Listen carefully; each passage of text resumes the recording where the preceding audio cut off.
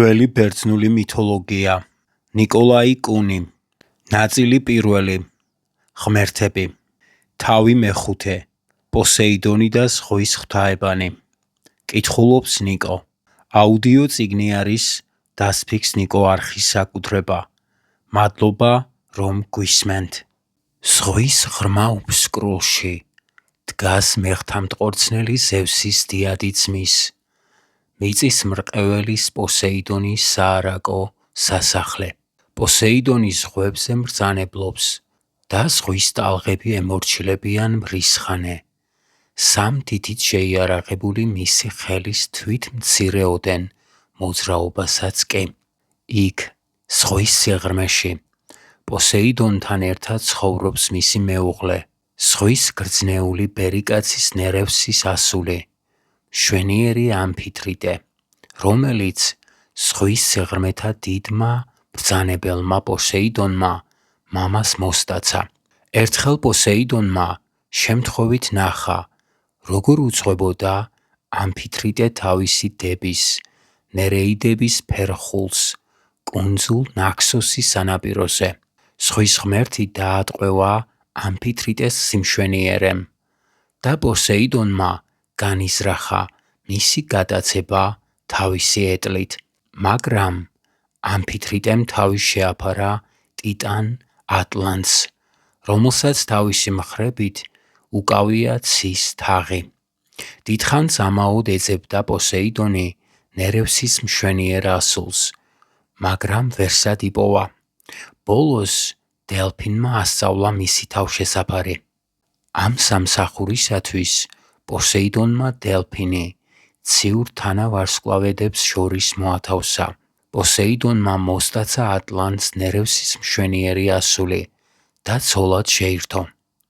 იმ დროიდან ამფითრიტე თავის მეუღლე პოსეიდონთან ერთად ცხოვრობს წყალქვეშა სასახლეში. შორს სასახლის ზემოთ ზღვის ტალღები ხმაურობენ. ზღვის ღვთაებათა გუნდი ეხვევა პოსეიდონს და მორჩილად ასრულებს მის ნებასურველს. მათ შორის არის პოსეიდონის შვილი ტრიტონი, ნიჟარის ბუკის ქუხილით რომ იწვევს ასტიკ ქარიშხლებს. ღვთაებებს შორის არიან ამფითრიტეს მშვენიერი დები, ნერეიდებიც. პოსეიდონი მბრძანებლობს ზღვებზე, როდესაც საოცარი რაშები მის ეტლს მღელვარე ზღვაზე მიაქროლებენ. მარად დაუცხრომელი ტალღები უკან იხევენ და გზას უთმობენ მეუფე პოსეიდონს. მშვენიერები თვით ზევსის სწორი ღმერთი უკიდეგანო ზღვას სერავს. გარშემო კი დელფინები თამაშობენ.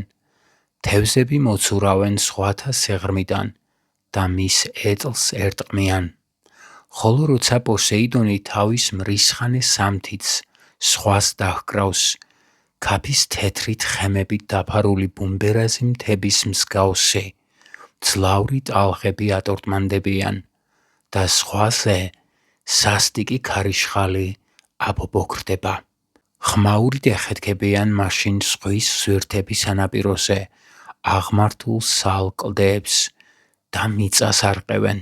მაგრამ საკმარისია პოსეიდონმა თავისი სამთითი ტალღებზე გაშალოს და ზვირთები მაშინვე მშვიდდებიან. ქარიშხალი მყისვე ჩადგება, ზღვა კვლავ წყნარდება, სარკესავით სწორდება და ოდნავ გასაგონი შრიალით ელამუნება ნაპირებს ლურჯი, უკიდეგანო ოკეანე. მრავალი ღვთაება ახლავს ზევსის დიდ ძმას პოსეიდონს.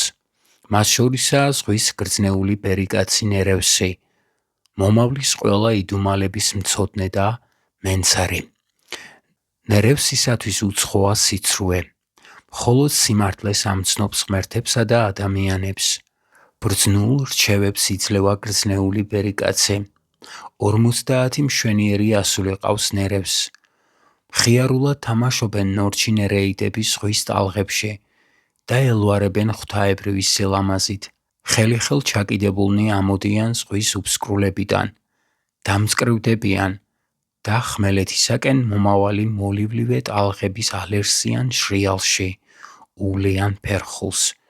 სანაპირო კლდეების გამოძახილი იმეორებს მათი ნაზი სიმღერის ხმას, ზღვის წყნარ დუდუნს რომ მიაგავს. ნერეიდები მფარველობენ სხვა ოსნებს და სრუნავენ მათი ცურვის ბედნიერი დასრულებისათვის. ზღვის ღვთაებებს შორისაა მოხუცი პროტევსიც, ზღვასავით რომ იცვლის სახეს და თავისი სურვილისამებრ იქცევა სხვადასხვა ცხოველად და ურჩხულად. ისიც გრძნეული ღმერთია. ადამიანმა რაიმე ხერხი უნდა იხმაროს, რომ მოულოდნელად წაადგეს თავს, შეიპყროს და აიძულოს პროტევსი, გაუმხილოს მომავლის საიდუმლოება. მიწის მრყეველი პოსეიდონის სხვა მხლებელთა შორისაა აგრეთვე გლავკე, მეთევზეთა და მეზღვაურთა მფარველი. ისიც წინასწარმეტყველია. გლავკე ხშირად ამოსულა ხოლმე ზღვის სიღრმიდან ზედაპირზე და ბრძნული რჩევები მიუცია მოკვდავთათვის. უძლეველნი არიან ზღვის ღმერთები, დიდია მათი ძალაუფლება, მაგრამ უზენაესი მბრძანებელი კი მაინც ზევსის დიდი ძმა პოსეიდონია. ყველა ზღვასა და ხმელეთს გარშემო ევლება ჭაღარა ოკეანე, ღმერთი ტიტანი, დიდებითა და პატივით თვით ზევსის ტოლი. ოკეანე ცხოვრობს შორს ქვეყნიერების საზღვრებიდან და მის გულს არ აღელვებს მიწიერი საქმეები. 3000 ვაჟი, მდინარეთა ღმერთები და 3000 ასული, ოკეანიდები, წყაროებისა და ნაკადულების ქალღმერთები ყავს ოკეანეს. დიდი ღმერთის ოკეანის ვაჟიშვილები და ქალიშვილები თავიანთი დაუშრეტელი უკვდავების წყლით კეთილდღეობასა და სიხარულს ანიჭებენ მოკვდავთ, ასულტკმულებენ მიწასა და ყველა ცოცხალ არსებას. პირველი ნაწილის მეხუთე თავის დასასრული. თავი მეექვსვე. ჰადესის სამეფო. აუდიო წიგნი არის დასფიქს ნიკო არხის საკუთრება. მადლობა რომ გვისმენთ. ღრმა მიწისქვეშეთში მეფობს ზევსის ულმობელი, პირქუში ძმა ჰადესი. წყდიადითა და საშინელებითაა ახსელი მისი საბრძანებელი. არასდროს არ აღწევს იქ მოელვარე მზის სიხარულის მომნიჭებელი სხივი. უძირო უსკრულებში ეშვება გზა დედამიწიდან ჰადესის ნაღვლიან სამეფოში. იქ მოედინებიან პირქუში მდინარეები. იქვე მოშქებს ყოვლის გამყინავი წმინდა მდინარე სტიქსი, რომელსაც თვით ღმერთები ფიცულობენ. ჰადესის სამეფოში მიარღვევენ ტალღებს მდინარეები კოციტოსი და აქერონტი. ნაღვლიანი, გულსაკლავი გოდებით შეძრავენ ხოლმე მიცვალებულთა სულები მათ პირქუშ სანაპიროებს. მიწისქვეშა სამეფოში ჭაულებად მიედინება აგრეთვე ლეთას ნაკადი, რომელიც სულებს ავიწყებს ყოველივე მიწიერს. ასპოდელოსის ფერმკრთალი ყვავილებით დაფარულ ჰადესის სამეფოს პირქუშ ველებზე მიცვალებულთა ლანდები დაეხეტებიან და დაუსრულებლად უჩივიან თავის უსიხარულო ცხოვრებას, რომელსაც არ ახლავს სიხარული, სინათლე და რაიმე სურვილი. წყნარად გაისმის მათი ძლივს გასაგონი, შემოდგომის ქარის მიერ დევნილი დამჭკნარი ფოთლების შრიალის მსგავსი კვნესა. ვერავინ დაბრუნდება უკან ამ კაეშნის სამეფოდან. მის გამოსასვლელს ფხიზლად დარაჯობს ჯოჯოხეთის სამთავიანი ძაღლი კერბერი, რომელსაც ყელზე მრისხანეთ მოსისინე გველები ეხვევიან. მიცვალებულთა სულების გადამყვანი მკაცრი მოხუცი ქარონი. აქერონტის მღვრიე ტალღებში აღარავის აბრუნებს უკან. იქ სადაც სიცოცხლის მზე კაშკაშებს. მარად უსიხარულო არსებობისათვის არიან განწირულნი ჰადესის პირქუშ სამეფოში მიცვალებულთა სულები. აი, ამ სამეფოში, სადაც არ აღწევს არც შუქი, არც მიწიერი ცხოვრების სიხარული და დარდი, ჭირი და ვარამი, ბრძანებლობს ზევსის ძმა ჰადესი. ჰადესი თავის მეუღლე პერსეფონესთან ერთად ზის ოქროს ტახტზე. მათ ემსახურებიან შურისძიების შეუბრალებელი ქალღმერთი ერინიები, შეუბრალებელნი და მრისხანენი, გველებითა და შოლტების ჭიან დამნაშავეებს, არაძლევენ წუთიერ მოსვენებას და სინდისის ქენჯნით აწამებენ. ვერავინ დაემალება მათ. ყველგან პოულობენ ისინი თავის მსხვერპლს.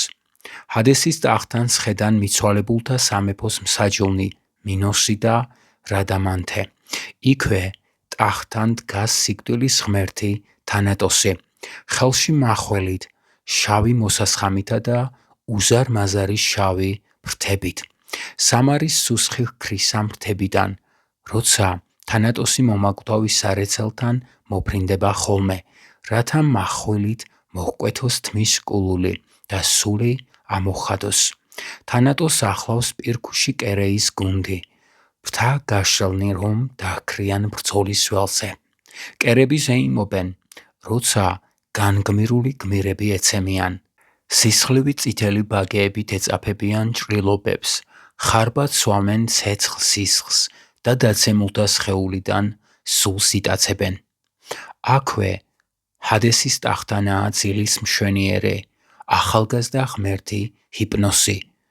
უჩუმრად რომ დატრიალებს დედამიწას ყაყაჩოებით ხელში და რქიდან ძილის მომგვრელ სასმელს ასხურებს. ნაზად ეხება თავისი ჯადოსნური კვერთხით ადამიანთა თვალებს. წყნარად უხუჭავს ქუთუთოებს და მოკვდავთ ტკბილ ძილს გვრის. ძლიერია ღმერთი ჰიპნოსი. წინააღმდეგობას ვერ უწევენ მას ვერც მოკვდავნი, ვერც ღმერთები, ვერც თვით მეხთამტყორცნელი ზევსი. მასაც უხუჭავს მრისხანე თვალებს ჰიპნოსი და ღრმაძილით აცინებს. ჰადესის პირქუს სამეფოში დაჰქრიან აგრეთვე სიზმრის ღმერთებიც. ზოგი მათგანი გრძნეულსა და სასიამოვნო სიზმრებს ულენს მძინარეს, მაგრამ არიან ღმერთები, რომლებიც საზარელი, მძიმე სიზმრებით აშინებენ და ტანჯავენ ადამიანებს. არიან მასტური სიზმრების ღმერთებიც, რომლებიც აცდენენ ხოლმე და ხშირად ღუპავენ კიდეც ადამიანს. ულმობელი ჰადესის სამეფო აღსავსეა წყდიადითა და საშინელებებით. ბნელში დაეხეტება სახედრის ფეხებიანი ემპუსას ზარდამცემი მოჩვენება. ემპუსა უკუნეთ ღამეში ადამიანებს განმარტოებულ ადგილზე გაიტყუებს ხოლმე. თელ სისხლს მოსწოვს და მერე კი ჯერ კიდევ მთრთოლვარე სხეულს შთანთქავს. იქვე დაეხეტება საზარელი ლამია.